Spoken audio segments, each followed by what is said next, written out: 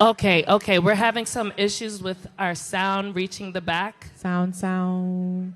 Can you guys hear me in the back?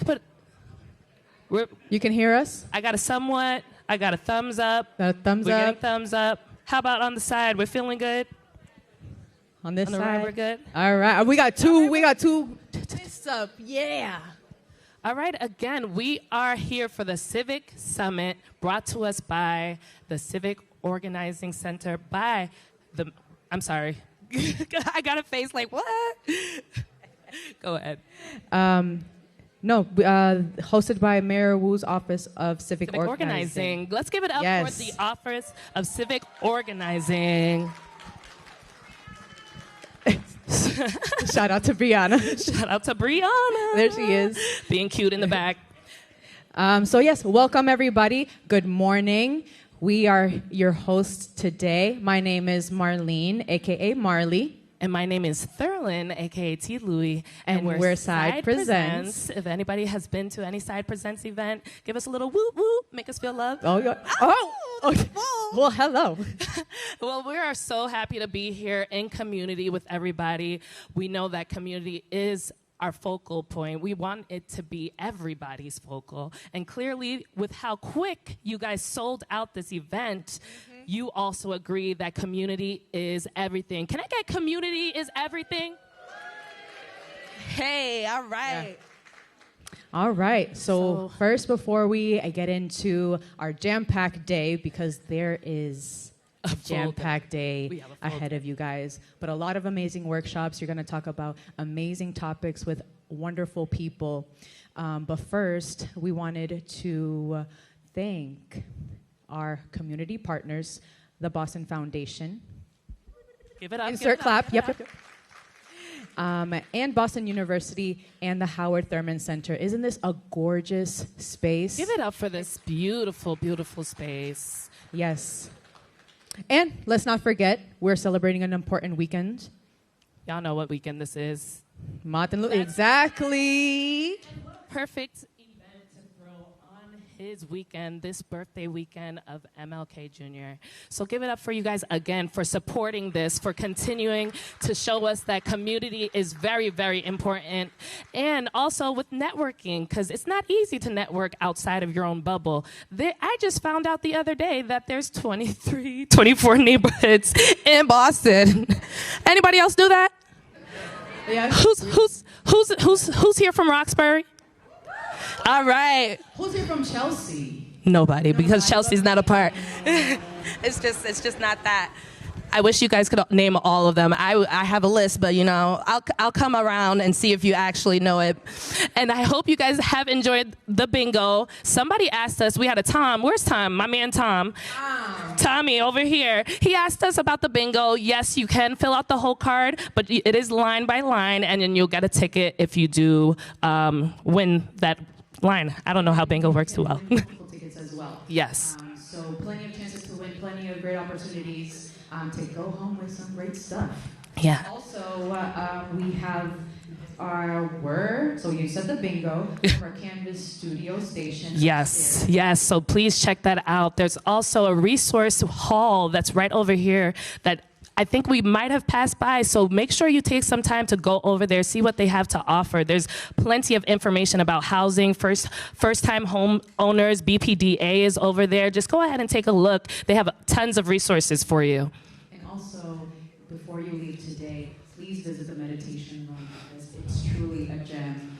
Yes, give it up for that room. Not many places have spaces like that.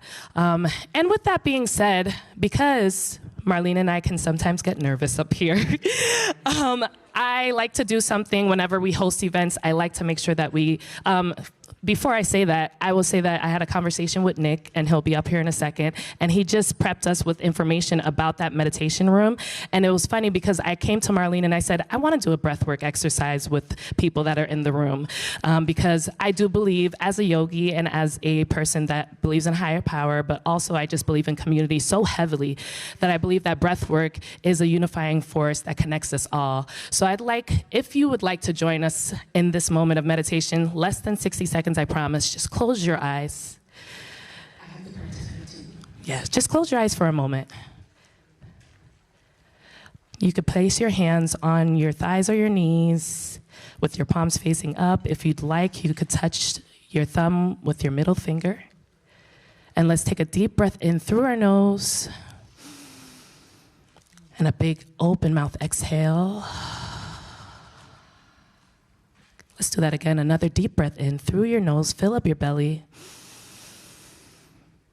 And a big open mouth exhale. Keep breathing here at your own pace. Keep your eyes closed. At this moment, I'd like to offer an intention for the day and for life, really. I have 3. You could pick one or you could take all 3. And the intention I'd like to bring to this space is, I am community. I am with community. And I believe in community. I am community. I am with community. And I believe and choose community. To seal this intention, let's take a deep breath in through our nose. And a big open mouth exhale. Flutter open your eyes. Thank you for joining me in that. Give yourself a round of applause. I really appreciate that. Thank you. All right, let's get this show on the road. All right, so to the stage, we are going to be bringing up. Yes, the man of the hour, honestly. Let's bring up Mr. Nick Gates up to the stage. Here we are. Do you need a mic? Is this thing on? All right, cool. Good morning, everybody. It's really warm and rainy outside. I appreciate you all being here. My name is Nick Bates. I'm the director here in the Howard Thurman Center for Common Ground. I always like to start a few different ways, but you all are on hallowed ground, and so I appreciate you for being here. First and foremost, I always like to give tribute to my elders, particularly my elders in profession here at Boston University. So that's Ken Elmore and Catherine Kennedy. Without those 2 people, there would be no Thurman Center, and so those folks worked for 30 years to make sure we have what we have here. And if they were here, they would say, it's good to see you all here. So we're on hallowed ground. I want to appreciate that.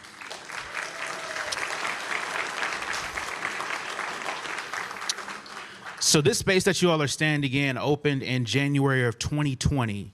And then we had 39 days with this space.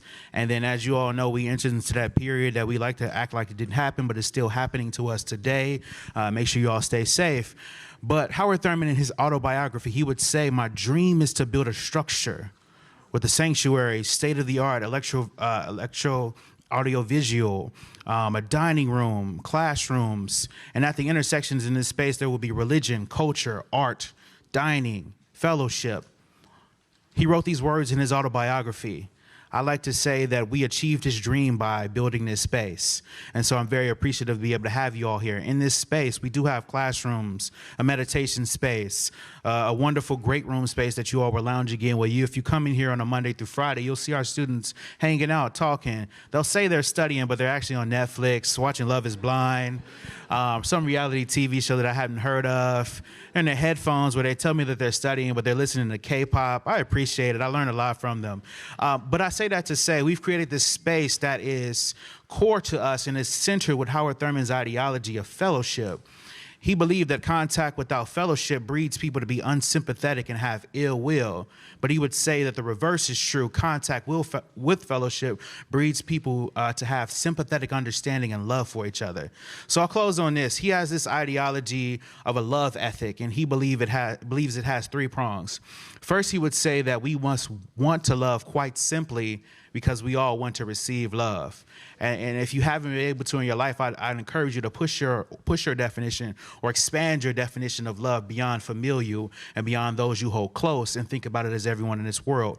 Secondly, he would say that it requires a disciplined use of the imagination, the ability to project oneself forward onto another, not to become them, but to envision all of the circumstances that they've encountered in their lives. Now, I like to simplify this a little bit. We have a student audience around here who say, like, Nick, I don't care nothing about that old dude, man.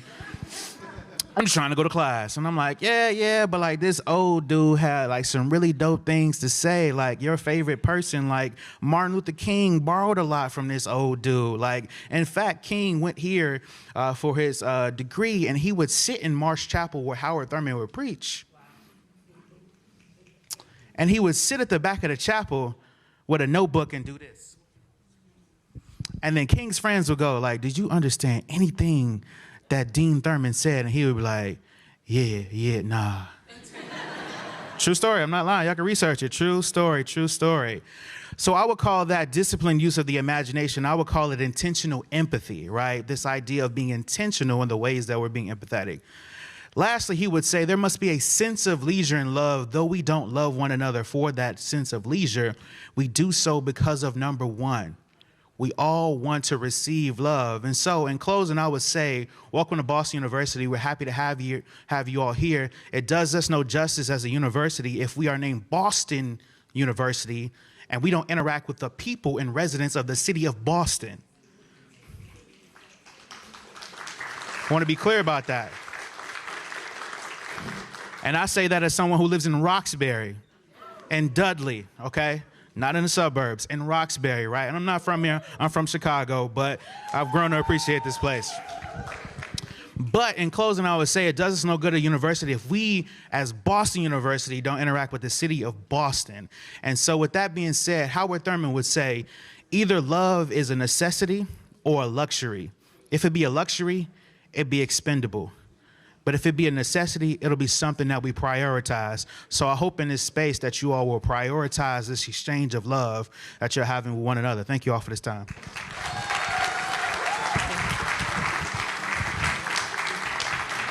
Wow.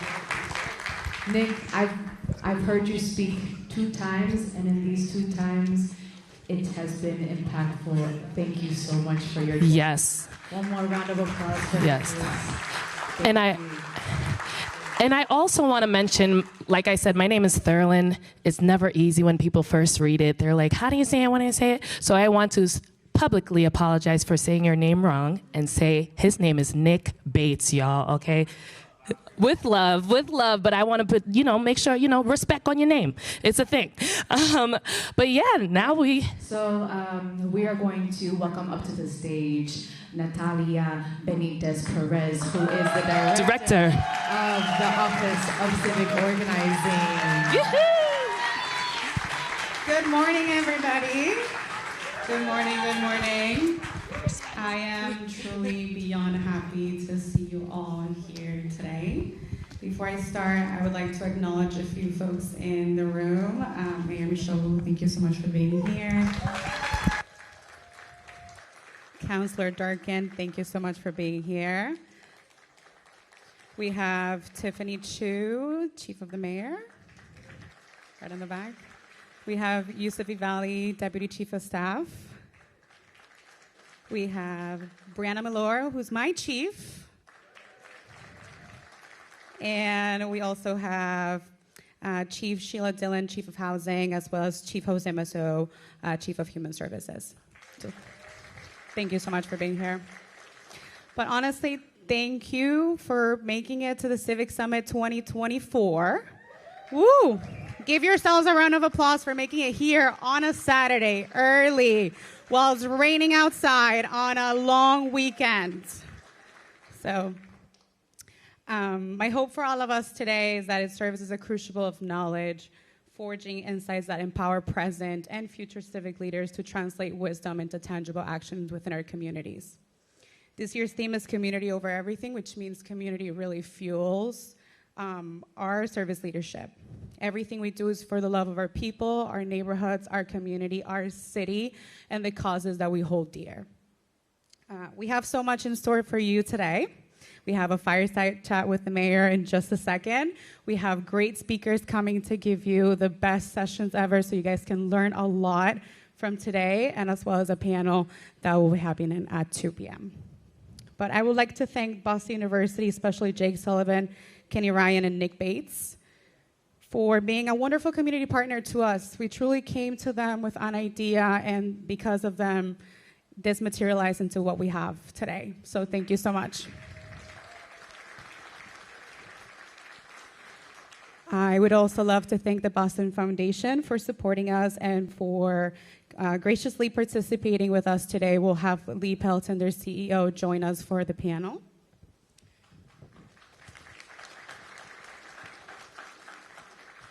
But I would also love to extend my deepest gratitude to our team members. We've been really hard at work making sure that this event was perfectly crafted for all of you today.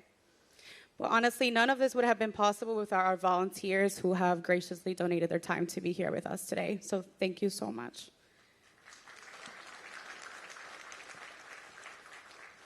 I would also like to give a really special shout out to Anais Summer Day, a local woman-owned event planning company led by Anais Ramos. She was the lead event planner for this amazing summit, so thank you. She's been nothing but short of amazing, so thank you, thank you, thank you. And lastly, my heartfelt goes to Mayor Michelle Wu for her visionary leadership and unwavering commitment to creating opportunities for us to pursue truly meaningful work. Your dedication has paved the way for us to contribute to causes that we really hold dear, and for that I am forever thankful. So I hope you all have an amazing day. If you have any questions, our volunteers are wearing black shirts with a little white logo. We are all here to help. So please enjoy the day. Thank you so much. Oh, and we have Council at Large Henry Santana joining us. Thank you so much.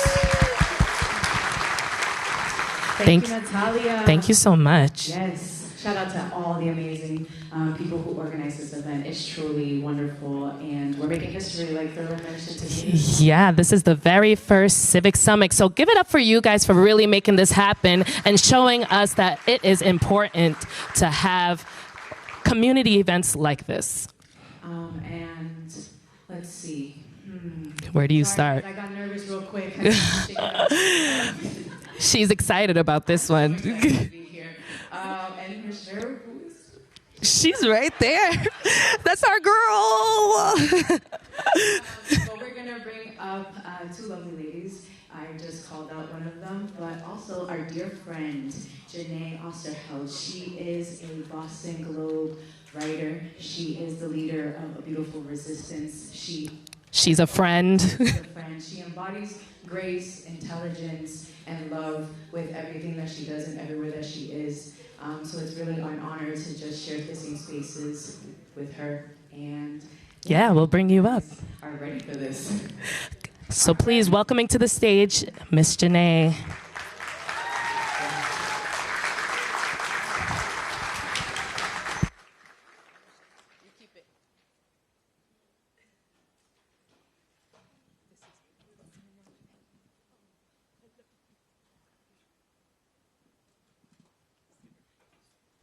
Can you guys hear me? Yeah, it's on.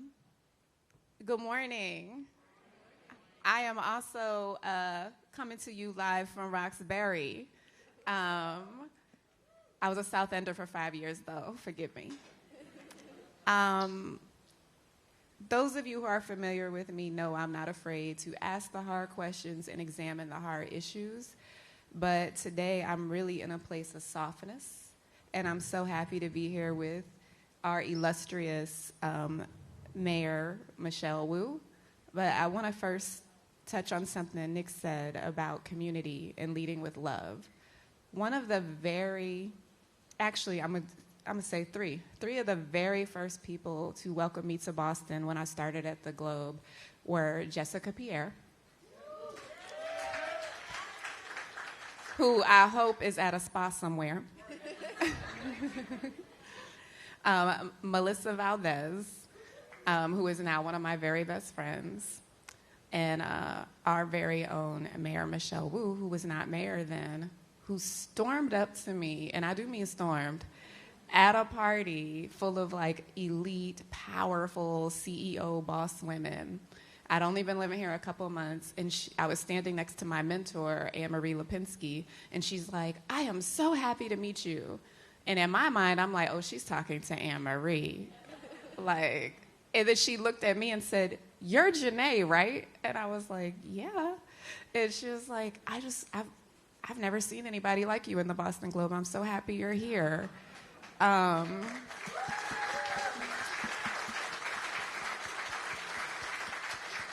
And that is who she is. She is the real deal, and she is radical and beautiful, and at a time when women of color are being attacked, underappreciated, and demoralized, I just want to welcome her with so much love. So everybody, please just be in love and welcome our amazing mayor.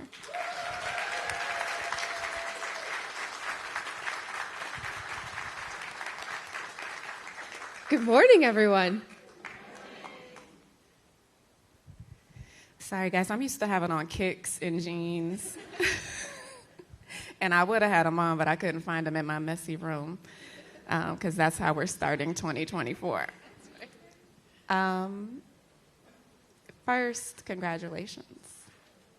Seriously. I don't feel like we talk enough about the thousands of tiny little revolutions women of color have to live, endure, and fight just to show up every day.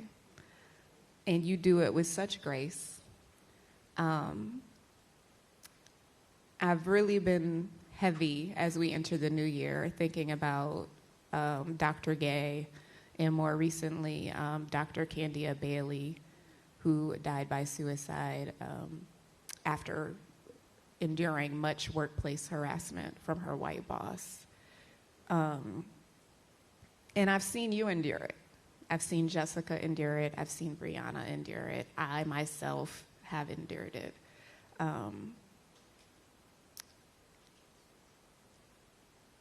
Why do you think we do a lot of celebrating first? You know, the first woman mayor, the first Asian mayor, the youngest mayor. I mean, we do a lot of celebrating, but no one's there to support you when you're breaking the glass ceiling and all the cuts that come along the way. So how do you build that support system? What does your regimen of caring, the taking and caring of self, look like? Well, you've been there. I will say that. Every time I'm in a space, I don't know how. So everyone here, in some capacity, is pushing boundaries. And for us, even the idea of bringing the Civic Summit together, right, tons of work from the team. How could we coordinate the schedules of the top neighborhood association leaders and Civic, the busiest people in the city all together? And we filled a room of people who cleared time on their schedule to do this and to be in community together, to understand how we continue to move in Boston. It's not an easy time to be in any position where you're getting spotlight or scrutiny across any industry. But I think especially on the public service, call it government, call it politics, it's one and the same. Especially in this industry right now, you just have to look to the headlines coming out of national politics entering this presidential year to know it's going to get rougher before it gets better. And I think for me, it's not, I don't know if I'm saying this not out of a place of sadness. Truly, it's just out of a place of kind of affirmation. I have been used to this my whole life. There are many people in this room who've been used to this our whole life because I grew up in an immigrant family. I'm the oldest kid. My job from the time that I could walk and talk was to help my parents navigate the world. And I remember that flip. It was like a big switch would turn on and off. When we were in the household, it was a completely traditional Asian household where they were the almighty, right? All-knowing, and you respect your elders and you defer to everything from the generations that sacrifice so much to give you everything you have. But then as soon as we put on our jackets and crossed the threshold and left our home, it would flip and I would get pushed out in front because I would be the one who could speak the language, understand how to navigate. And that feeling of having to be comfortable or having to appear comfortable in spaces that are not comfortable has given me that is my charge, right? When I'm sitting in spaces like the mayor's office at City Hall with ceilings that are in spaces that are so beautiful, there's a little part of me that says, I can't believe I'm sitting here right now still, right? From where I came from the experiences that my family's had and the ups and downs. But just as in this very difficult time, I think Boston gets extra attention because we represent and symbolize so much around the country. We represent what education means to everyone at a time when education is under attack everywhere. We represent what health means as the hub of life sciences, healthcare. We represent what democracy means as the birthplace of where the revolution and American democracy and every step along the way for abolition, marriage equality, it all came from Boston. And so we have things happen, like over a 4th of July weekend when the white supremacist groups nationally come to Boston because this is where they want to try to claim the narrative from what we mean to everyone, everywhere. And that can be a burden. It is definitely a challenge and a struggle for everyone who works for the city. I can't tell, there's now multiple times where something goes viral on a certain kind of space in the world that we're in, and the hate descends on all city staff, right? Personal phone numbers, personal addresses exposed. And I try to see it just from where I grew up. It's a burden. It's something we need to learn to navigate around. But if we can tap into it the right way, it can also be our superpower. It can also be the place, we are the place that people look to. And that can come with a lot of stress, but it also means that things that we do here, things that we accomplish and prove, and the progress that we can show can ripple out faster and farther than anywhere else as well. So for me, it's keeping this idea of how do we take care of our city as home. That's what I tried to convey at State of the City of we want to be not just checking off what people need, right? A house or a school, but how does that fit together to make you feel at home anywhere you are within the city of Boston?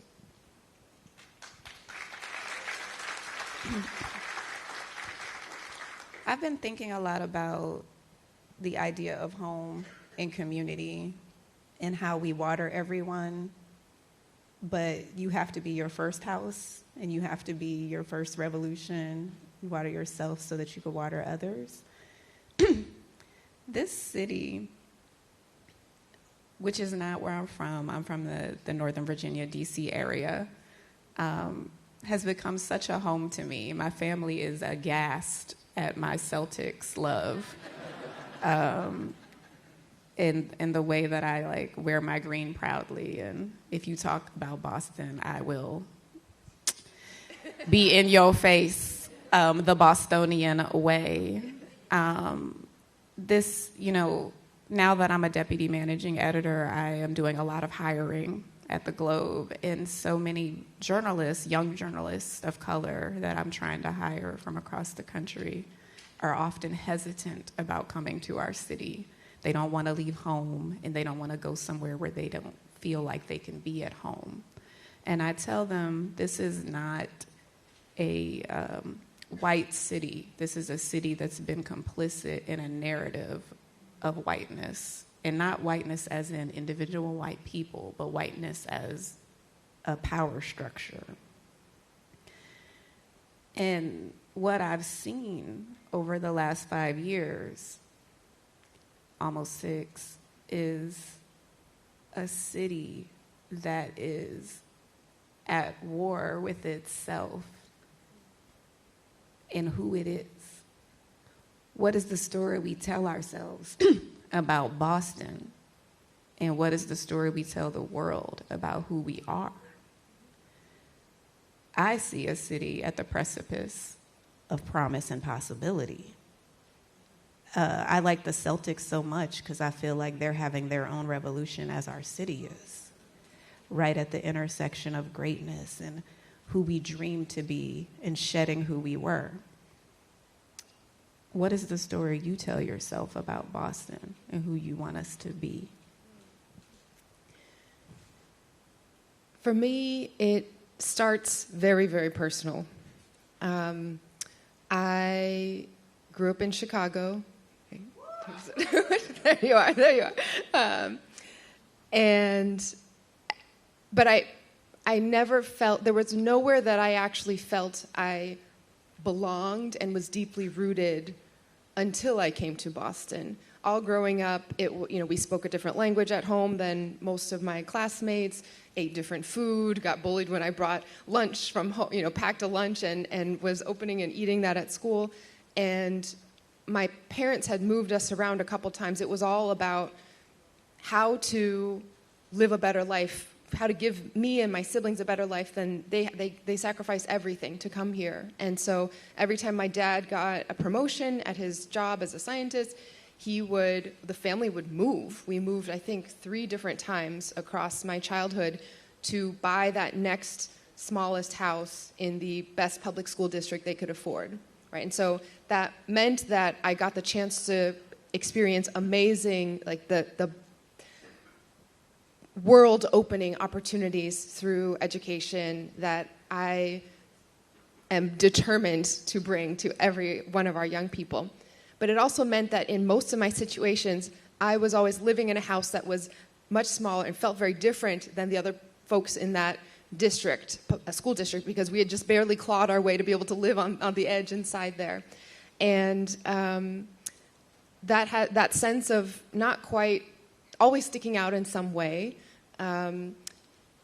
never quite felt connected to place and community until I came to this city. I came out for college. I started volunteering in Chinatown, teaching citizenship classes to seniors who had similarly been doctors and engineers back in Asia, and then were sometimes cleaning homes now, right?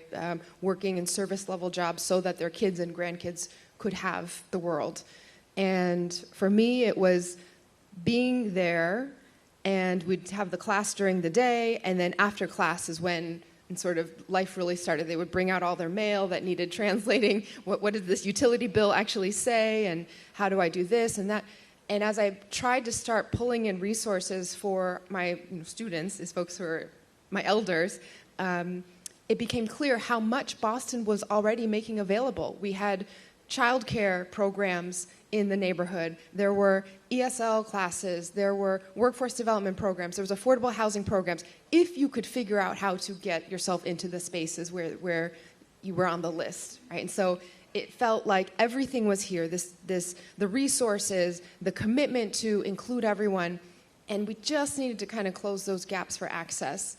And so as we think about what the role of city government is, what the role of advocacy and community is, we often think about very material things, like there's a street light that's broken and we need to fix it, or we need to, there's a new development happening, and how do we make sure that the physical structure is one that fits in with the neighborhood in the right way? How do we create more units of housing, rather than talking about families and people?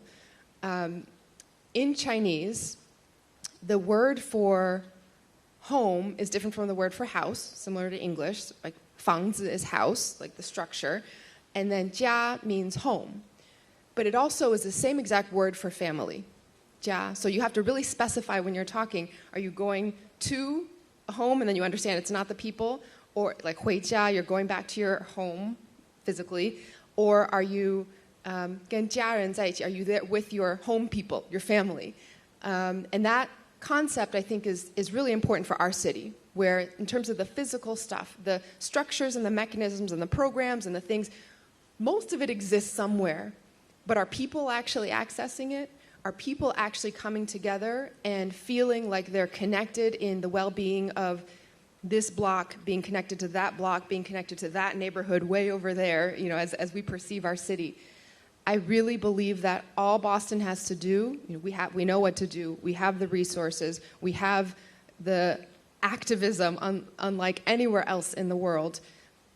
But once we come together as one jia, right, one home, one family, that's when we're going to be really unstoppable in proving what anyone everywhere can do. Can you speak a little bit about some of the initiatives you're rolling out to make sure we can be one family and one home? Because as much as I love our city, there's so many inequities at every level. I was telling someone, sometimes I feel like there's so much economic disparity, that you can see it in the obvious ways when we're looking at poverty, but you can also see it in the upper middle class ways, and like who can live in the South End versus who can't. Like, you know, I lived in a tiny box in the South End for 5 years, and now I'm in a beautiful loft in Roxbury with lots and lots of space. The trade-off is my streets are not as clean or as well kept, which is, it's wild. It's a wild dynamic because I can see my old neighborhood if I go on my rooftop. And then I also think about how when I lived in that tiny box, I voted in Chinatown and can see the difference between how Chinatown was treated and how the South End was treated. What are some of the things we're doing to close those gaps and initiatives that you have done with your administration? So I guess similarly on my theme of there's where the services are, and then there's how you actually reach and use and get that out to people. You know, it's probably been maybe 13, 15, it's a little over a decade since we've had 311, right? This is a room, if anything else, this is a room of 311 connoisseurs. And in some ways, that was a huge step to democratizing city services, right? It didn't have to be that the best way to get something done was you knew someone who could make a call, or you knew someone who knew someone, or this or that.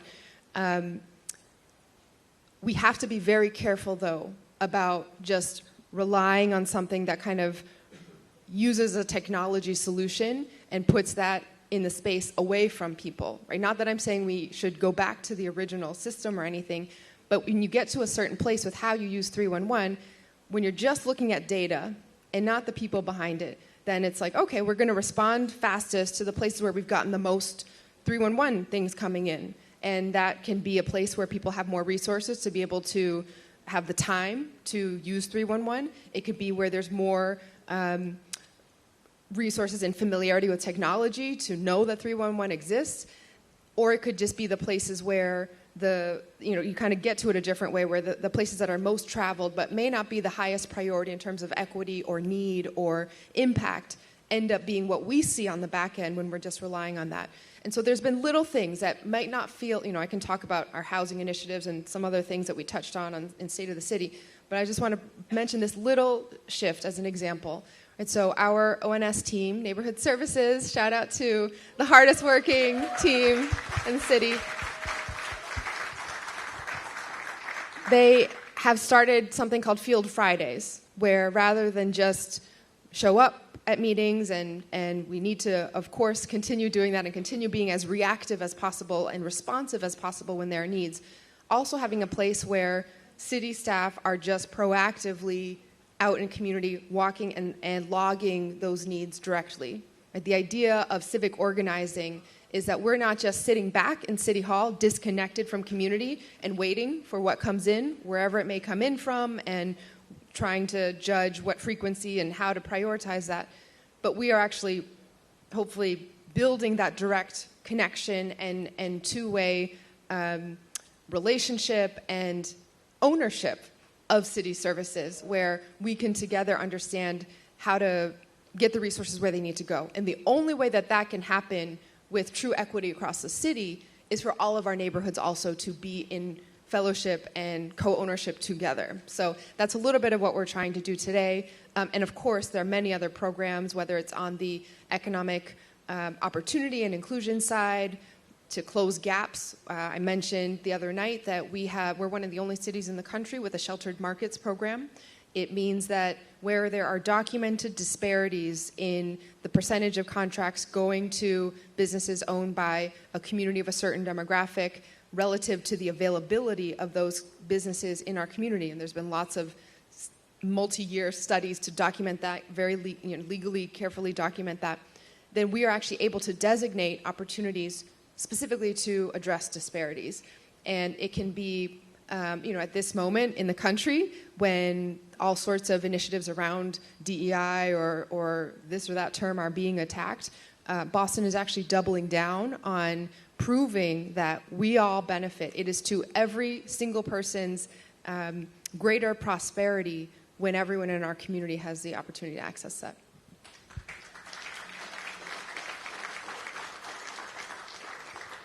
I'm so glad you brought up the attacks on DEI in an election year, and in a time where people hear the word equity and they automatically feel like it's an attack on their power, because to have equity, it means someone has to sacrifice a privilege.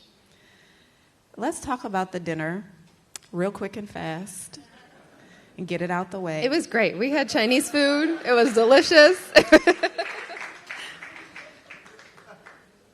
Let's real quickly recap, because I feel like you said it perfectly with my dear brother, Jimmy, on Java with Jimmy. But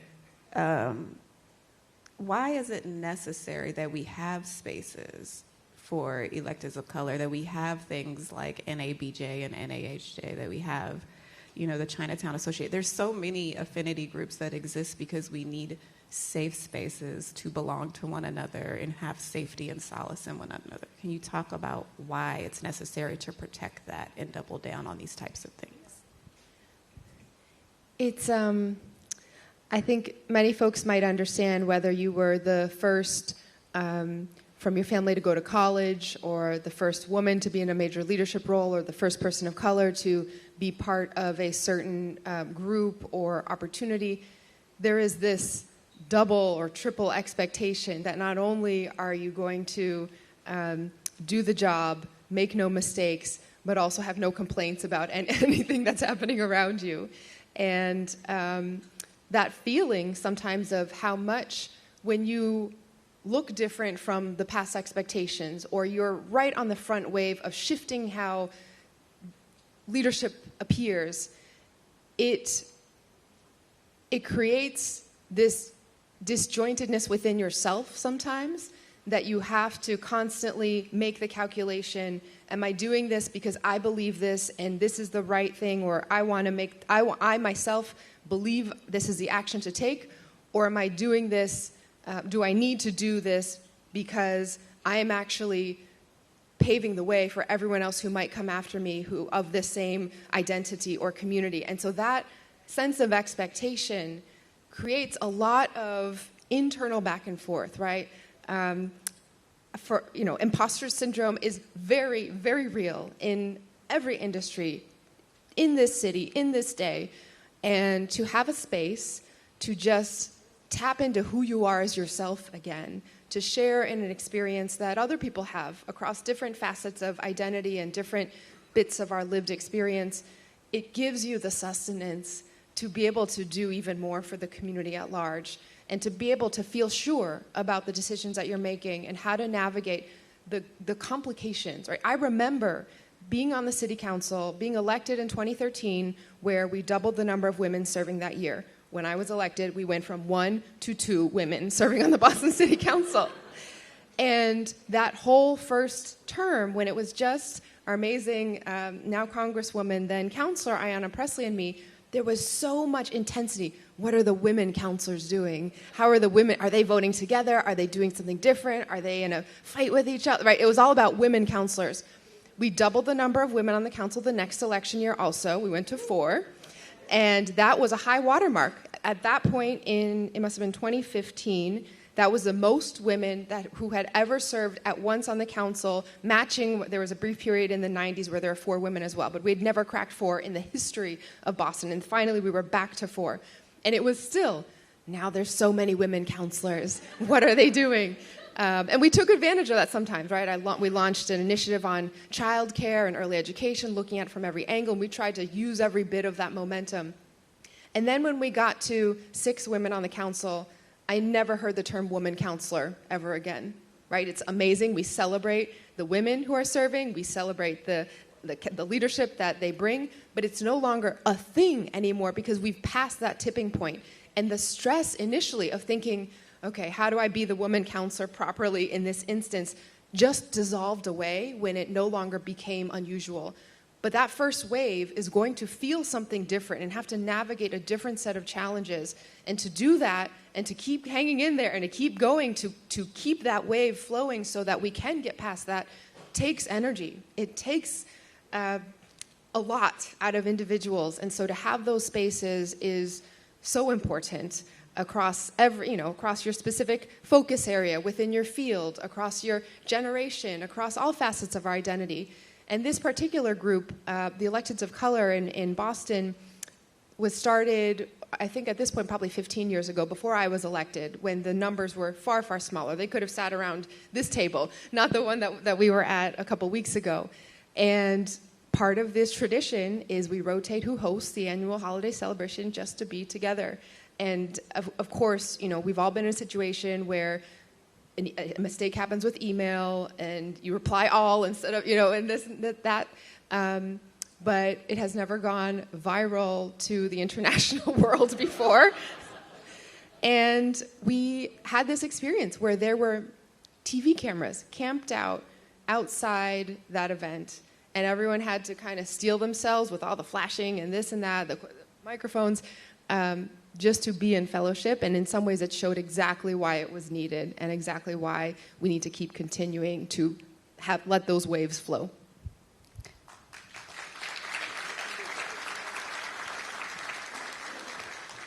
I had never missed writing my column as frequently as much as I have this last several months, and that dinner was one of those moments where I was like, is it worth being a deputy managing editor? I need to have time to write. It's heartbreaking and enraging to think that we're still double dutching with the double consciousness that Du Bois taught us all about. And to see yourself through the veil and through how supremacy views you. And then there's how you view you. But lately I've been thinking there's also a third consciousness, another veil, and that's what is owed to your community. And since this is the Civic Summit and we're talking about community, I don't think we talk a lot about that pressure because there is so much external pressure coming from the conservative, oppressive nature of the country. But there's this other pressure of whatever your individual identity is, of what you owe the people who look like you, or what you owe the neighborhood you come from and what they expect from you, or how they view you. And what'd somebody say? Okay. But there's this love there that obviously you want to make them proud, you want to do good, and you want to give back. But sometimes there's this expectation that is just impossible to live up to. You could never be that ideal.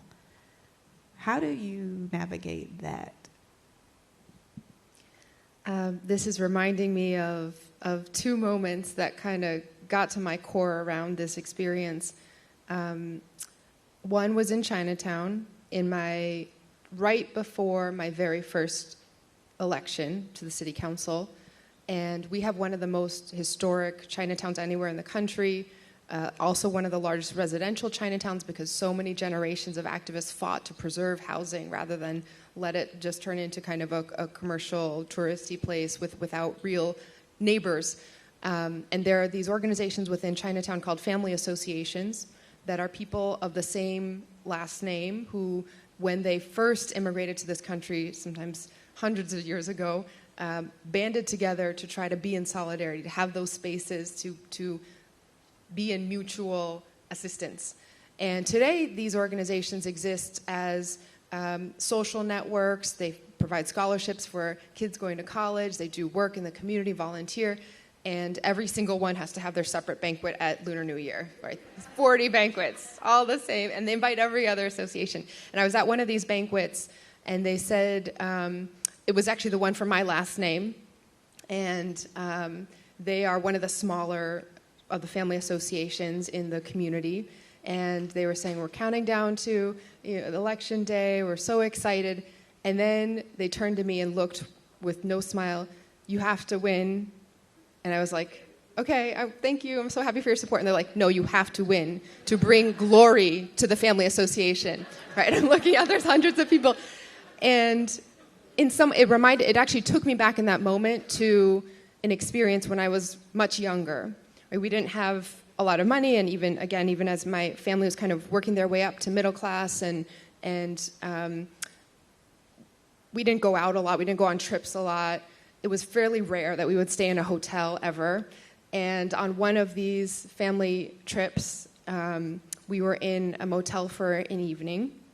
And I remember, we had fun. We were kids. We were jumping on all the beds and doing all the things that you do when you get to experience that rarely. And then the next morning, before we left, my mom cleaned the whole place. She scrubbed down the toilet. She folded. She made us make all the beds back exactly and put everything. And I was sort of like, we're here in a hotel for the first time. We don't have to do this like you do at home. And then she just said to me, I don't want them to think that Chinese people are slobs, right? Them, the them of the world. And she knew in that moment that her getting the privilege to experience that also meant that she was carrying the expectation for everyone who would come after her, right? And that she stuck out in so much in her daily life that she carried that, even just as someone who was living her own life and not necessarily, in a big leadership role that everyone was looking at. And so that experience of what does it mean to represent your community, it does come with the expectation and the weight of wanting so bad to make everyone proud. And I feel that way sometimes about the whole city of Boston, that we're in a moment where there's so much need, and whether it's the challenges that we are experiencing with housing or families who need services that every single other city are going through, I know we can get it right, and I feel like I have to try my hardest to get it right. And I know so many of you all, I'm looking around and see all the different neighborhoods represented. You give up a lot to serve how you serve, to host the meetings every single month, to keep the subcommittees going, to go toe-to-toe with the developers or whoever it might be for no pay, just to try to do well by your community and the people that you love and that you share a home with. And so I think in some ways that is the ethos of Boston, right? You know you're a Bostonian when you're willing to fight when someone talks smack about your community. And we have to harness that energy and really make sure we're applying that to all of us together.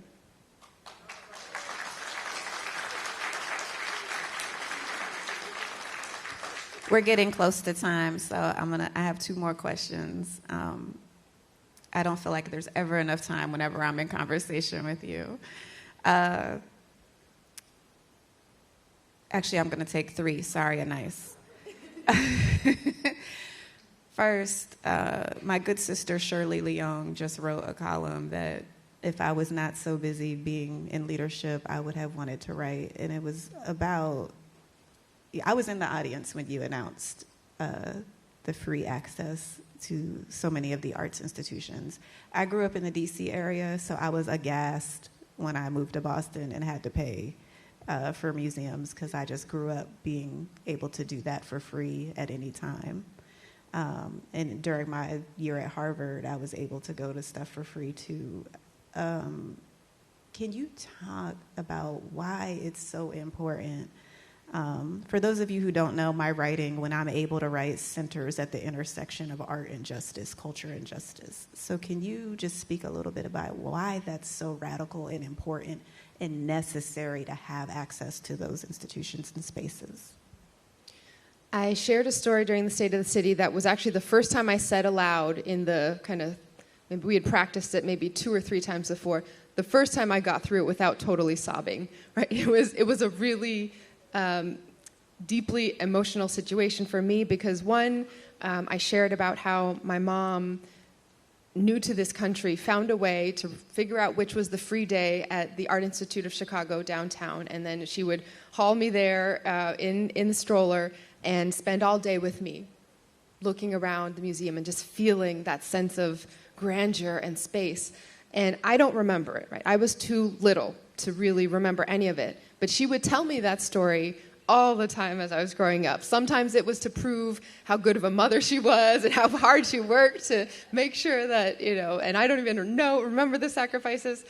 And sometimes it was to remind me of my own greatness, right? You don't remember, but I did things to expose you to the world, before you could even talk. And the ability for families to have that experience in a city where, again, the world looks to us, the MFA, the Aquaria, I mean, these are institutions that are the envy of cities around the country.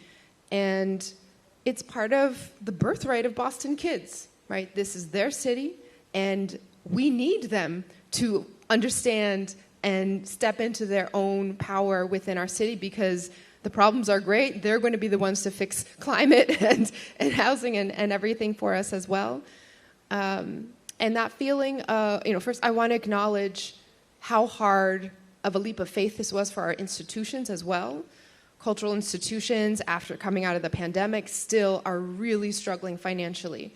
And they had each had their own programs here and there, and I tried to figure out how to navigate them before, when I was first raising my sisters in the city, and now with my kids. Some of them, you have to go to the library, and they'll have a certain number of passes on certain days, and you have to get there early when they release the list, and then try to check off the right date, and there's only a certain number of passes. Or some of them, if you go to a certain school, and that they know someone who got them a block of tickets, but it's the burden, the weight of trying to figure it out. It just becomes a cost, whether there is a dollar amount that you show up and pay at the door, or the cost of having to jump through all the hoops to get there.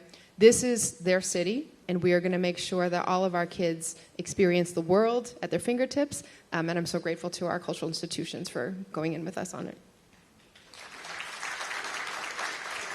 If you can't see beyond the world that you're living in, if you can't be exposed to the arts, to the radical imagination, you can't be a change maker. You have to have an imagination. You have to see the superhero movies and the anime and the arts, the plays, the orchestra. It is literally what fuels possibilities, and I can't speak enough about the importance of having access to that. Another access, I got two more on ice and I'm wrapping up. Please show so much love to A Nice Summer Day. Incredibly proud of her and Brianna in Thurland and Marley. Another access point I'm sitting here looking at you, and as I look at you and I keep looking around all these beautiful faces, I keep seeing the buses go by, and I just remember talking to you when I was still new and navigating the system, and you were talking about the bus even back then and how it needed to be free and we needed to have access. I talked to Jessica, and she says you have something to say about transportation and buses today. Well, I'm so grateful to the state. Phil Lang, the new general manager, we are so blessed that he's willing to take on this role. And actually, just in the 8 months of this administration, they've done more to fix the slow zones than decades before. And we have to keep that going. The city plays a very important role in that, in managing the city streets that the buses run on, and also managing the shuttle alternatives when the subway has to be shut down to do all those slow zone fixes and track work. And so we partner really closely with them. We are going to extend the free bus pilot. We're going to keep it going. And I'm really grateful that the MBTA is now baking that into their understanding of what the policy choices can be for revenues and for fares. They have a lot of work to do. And if it were up to me, we would have free bus citywide, because that is the fastest way to move people. That is the most equitable way to move people. We need to figure out the revenue sources, and that's a larger conversation. But the city is going to continue stepping up because we know that it works. These 3 bus lines have been the highest ridership lines through the system. They move fast because you don't have to all get in line and try to figure out how to put your coins and dollars through the machine to get in. And they are connecting more people than, when you talk to residents along that corridor of the 23, the 28, and the 29 bus, it's not even so much that they know the exact dollar amount and it was important to me that I saved X dollars per month. It's, I feel free to get around my city. I don't have to ration how to pick up my child from going to class at RCC, from going to visit or stop by this or that to pick up groceries or go to church. It's just, you can get where you need to go. And that's what it means to have the right, the access to own and to be part of the entire city.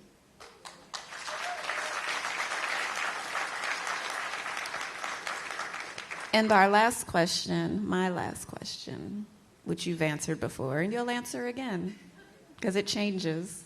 What makes your life a beautiful resistance? It's the feelings and the emotions of being able to see progress, of being able to feel like I'm working with this incredible team in City Hall, neighbors all across the city, to do things so that the kids who grew up like I did, like we did in this room, have everything that they could have in the world. And so my beautiful resistance is making Boston home. This is the city that, I will say, literally saved my mom's life in the midst of her mental health struggles. It is a city that gave me my life, everything I cherish about it, and it's a city where we have the opportunity to prove to the entire world that we can move in a direction that works for everyone.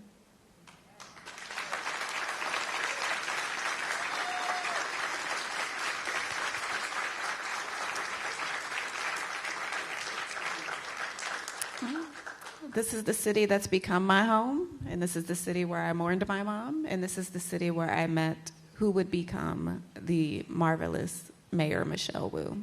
Thank you. Thank you. Thank you.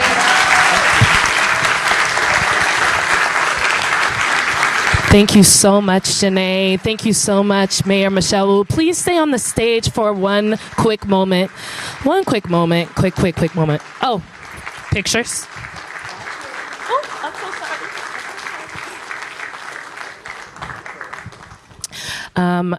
I just wanted to say that it's not easy being the voice of the people and doing the good work and getting into the good trouble. So personally, and I'm sure a bunch of people in this room want to thank you and say, we see you, we acknowledge you, we appreciate you. Thank you so much, Jeneé. And the same for you, Mayor Michelle Wu. Myself and Marlene had the pleasure of sitting at the State of the City, and we were literally moved to tears with everything that you brought to the table and everything that you brought up and made us feel like we want to be here. We want to be home forever. So thank you so much for that. At this time, we'd like to bring up... Oh, yes, now we're done. Yes. Thank you so much. Sorry, I got to the stage late, but I do want to second what Thurman was saying. This was an impactful conversation, and just thank you for the work that you do, for the love that you have for all of us, because I definitely feel it, so thank you. All right, guys. All the emotions. How are we feeling? Let's shake it off a little bit. That was a great conversation. Thank you so much, Jeneé. Thank you so much, Mayor Michelle Wu. Now we have a full day of programs for you guys, full day of conversations, thoughtful conversations that were brought to you by so many wonderful panelists. So let's get ready to transition into those spaces. We have 2 different rooms to go into. We have the main room, which would be right behind you, right in this little space there, and then there's another room upstairs. But before that, check out... Yes, so you will be with me if you're going upstairs to workshop number 2, Sustainable Cities, Empowering Communities for a Greener Future, with Oliver Sellers Garcia and moderated by Jay McKeebum. Yeah. So this workshop focuses on the crucial role of federal funding in climate change initiatives and offer guidance for civic leaders on how to access these resources. Yeah, and on the main... What color? Orange. Good point. Thank you for that one. You and Tom, you guys work together. You guys are awesome. And on the main floor, we have Navigating Contemptuous Conversations, Meditation, and Consensus Building, led by the Consensus Building Institute Associates Elizabeth Cooper and Brandon Chambers. So we could go ahead and make our way to these places. We could also check out the photo booth that's now open, so please go over there, grab some pictures, and check out the Resource Center. Thank you guys again. We'll meet back in a few. See you soon.